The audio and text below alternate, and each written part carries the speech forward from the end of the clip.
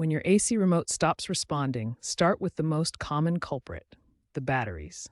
Replace them with fresh, high-quality alkaline batteries. Clean the battery contacts with a cotton swab dipped in alcohol to remove any corrosion or dirt that might prevent proper connection. Next, ensure there's a clear line of sight between your remote and the AC unit.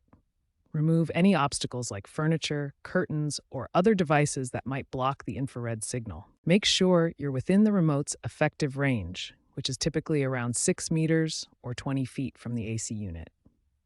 If the basic checks don't work, try resetting the remote. Remove the batteries, press all buttons to discharge remaining power.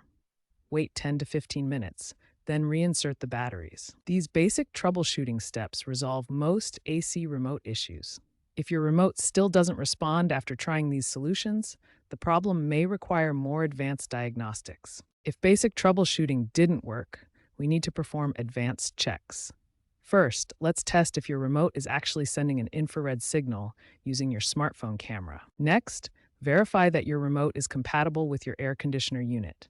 If you're using a universal remote, it must be properly programmed for your specific AC brand and model. If the remote tests positive for infrared signal, but the AC still doesn't respond, perform a hard reset of the air conditioning unit.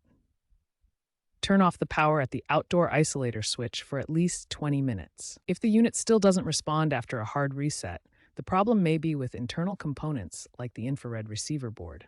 This requires professional diagnosis and repair. A qualified HVAC technician has the tools and expertise to diagnose complex issues, replace faulty components, and ensure your air conditioning system operates safely and efficiently.